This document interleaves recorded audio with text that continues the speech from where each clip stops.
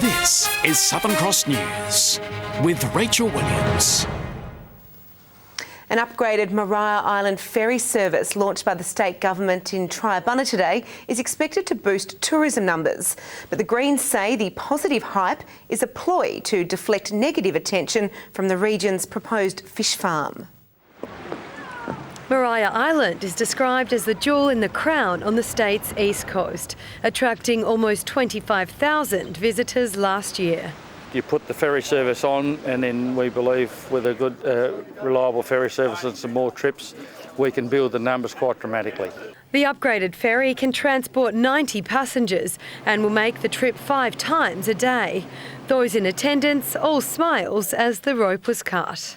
There's a lot of untapped potential for tourism at Mariah Island. I mean, if you reflect on the number of tourists that we have on the east coast of Tasmania, it's in the order of about 350,000 people. Lifts the whole area of Triabunna.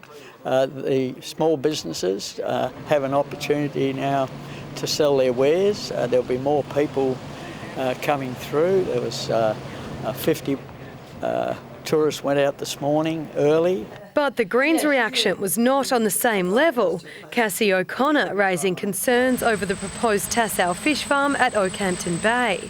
Visitors to the east coast will come for its beautiful, pristine waters to see Mariah Island. They're not coming to see pens full of fish, a giant jetty and polluted waters. You actually can't have it both ways. Do you think it will be an eyesore though if it does go ahead? As I say, from our perspective, we believe it's important that we support a sustainable growth path for industry, but also in a way which is complementary with tourism, and I think we can achieve that on the east coast. I think we can achieve it right around Tasmania. Louise Hedger, Southern Cross News. A 57-year-old St Helens man has drowned at an East Coast beach. Police say the man had been surfing near his hometown around 2 o'clock yesterday afternoon when they were called to the scene. The man was unable to be revived. A report is being prepared for the coroner. Tasmania's hospitals have been hit for 6 with thanks to the Ricky Ponting Foundation. The former Australian captain's biggest game of cricket between Hawthorn and the Kangaroos at UTAS Stadium in January, delivering more than $400,000 into the Tasmanian health system.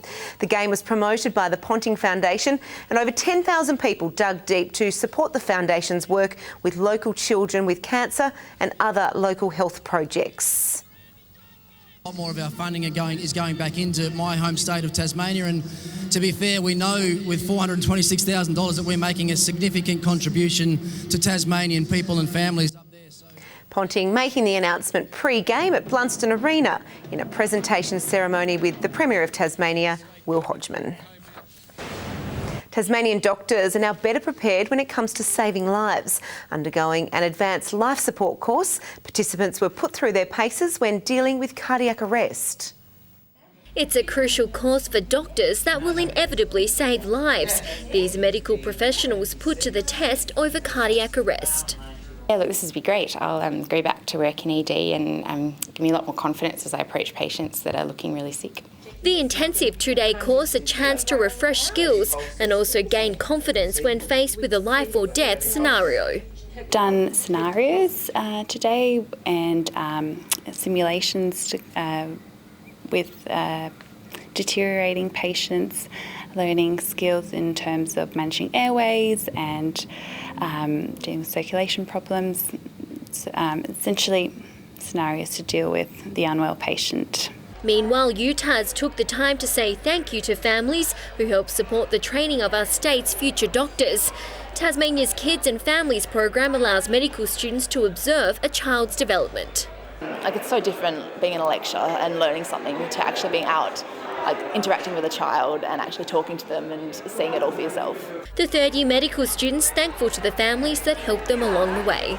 We've seen them 6 or 7 times now since Fletcher was born, so he recognises them, and it's really nice for them to see all the change that happens in such a little time as well. Alexandra Sykes, Southern Cross News. With their cheer squad misspelling skipper Jack Ziebel's name on the banner, the writing was on the wall for the Kangaroos. Former Australian cricket captain Ricky Ponting loved Braden Pruce's 2 goals, especially this wrong-un. The snap is on target. Oh, has he done it? He has! Remarkable from Braden Pruce. It's all happening for the big man. But after half-time, the Giants dominated as Steve Johnson celebrated his 500th career goal. A leg injury to Ryan Griffin was the only negative in the Giants' 7-goal victory. To the TSL, and North Launceston has just started its round 2 clash against the Hobart City Demons at UTAS Stadium. In the south, the reigning premiers are giving Devonport a thrashing. A short time ago, Glenorchy led by 105 points. And this afternoon, Launceston easily defeated Burnie on home soil. Launceston got off to a great start. Jay Blackberry kicked it out of the square before Sonny Whiting quickly booted his first goal of the match. Burnie's Jamison House evened the score 5 minutes in with this set shot from the pocket. The Dockers kept up with the Blues in the first term, but then it all went Launceston's way. Burnie only managed 1 point in the second quarter, the Blues on fire on home soil. Their lead just getting bigger and bigger. Whiting kicked 6 goals for the match, helping Launceston win by 62 points. In the National Under-18 Championships, the Tassie Mariners had a disappointing result in their second match of the year. The boys led the GWS Giants by a goal into the first break, then the Giants hit back. Lachlan Clifford and Zach Bushner impressive for the Mariners, kicking 3 goals apiece, but it wasn't enough. The Giants running away with an 11-point win. Monika Dadson at Southern Cross News. The Hobart Chargers have continued their dominance in the Seabull overnight. At the deck, the Chargers led the Melbourne Tigers by 13 points into the first break. Import Mathiang Moose scoring a total of 27 points and stealing 8 rebounds for the match. The men finishing with a 115 to 89 point win. In the women's, the Lady Chargers trailed the Tigers by 11 points at half-time, but fought back to claim a 5-point victory. Alex Chiabatoni dropping 19 points, while Kathleen Shear took 17 rebounds. Tonight, the Launceston Tornadoes take on the Tigers at Elfin Stadium, and the Northwest Thunder play off against the men in Ulverston. There's been carnage at the V8 Supercars at Symmons Plains. At least a third of the field was wiped out and racing suspended this afternoon. In wet conditions, the V8s took off for race 3. Chaz Mostert losing first place on this corner, and then further back, this happened. When you're the pioneer, when you're doing it, he's in. That's a massive crash there for Tander. He's smart. That's Rick Kelly involved. Tim Blanchard, Moffat, they're all involved. Have a look at this. This will be red flagged. That is a massive crash. Red flag, all cars are to stop. The race suspended for almost an hour. It was completed a short time ago. Shane Van Gisbergen taking the win ahead of Jamie Whincup and Craig Lowndes. Good evening. We started with a cloudy morning today before showers developed about the west and northwest, extending to the remainder of the state by mid-afternoon, with thunderstorms about the north coast, Launceston and the northern Midlands. Hobart reached 25 degrees today. It was 21 in Launceston, 19 in Burnie and 20 degrees in Devonport. The state's high was 26 degrees at Bushy Park and Flinders Island. Friendly Beaches and Grove both reached 25 degrees. It was 23 at Strawn, 21 at Low Head and Mariah Island, and a top of 15 at Lyowini.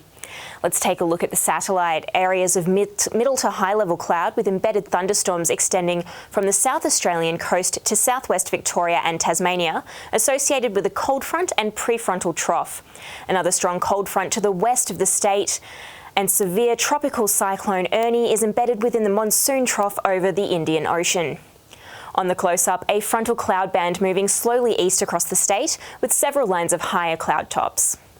To tomorrow now, and the cold front has moved over Tasmania with low centres developing near King Island and Low Rocky Point. North to northwesterly winds 10 to 20 knots, shifting southerly about the west and south during the morning, before increasing to 30 to 40 knots in the afternoon. Swells building to 3.5 metres. There's a gale warning for northwestern coastal waters between Sandy Cape and Stanley for southerly winds, and a strong wind warning for Banks Strait, as well as eastern waters from St Helens Point to Tasman Island and western waters between Low Rocky Point and Sandy Cape. 17 degrees and rainy in Hobart tomorrow, rain for Richmond and Ouse also. Launceston rain, a top of 19, rain for Devonport 18. Deloraine, you guessed it, more rain. Wet in Burnie 18, Strawn and Curry 17 degrees. And even the east coast won't escape the rain tomorrow, 18 for St Helens, 20 degrees for Swansea and Whitemark. Looking ahead to Monday now, showers about the east contracting to the northeast and clearing in the afternoon. Some showers in the west and south though through the afternoon and evening, mostly fine elsewhere. Tuesday mainly fine in the north with some possible showers in the south and east. Wednesday fine apart from possible showers about the northwest, northeast and the Bass Strait Islands. Around the country tomorrow, a sunny 27 for Perth, Brisbane 27 and partly cloudy, possible storms for Sydney and Canberra, showers easing with a top of 18 for Adelaide and wind and rain for Melbourne 19 degrees. And here's a look at the current conditions around the state. That's all from me, Rach, back to you. Wonderful. Thank you for that, Britt. Well, before we leave you this evening, an event at Mona has marked the end of National Youth Week. Music lovers flocking to the museum's lawns to celebrate. Got some park hour demonstrations, freestyle runners. We've had music groups from Friends School and Rosny College and Belreef Primary School. So we've tried to create an All Abilities Festival to celebrate National Youth Week. National Youth Week officially ends tomorrow. Yeah, good fun. Well, that's all your news for now. Thanks so much for joining us. Have a great evening. Good night.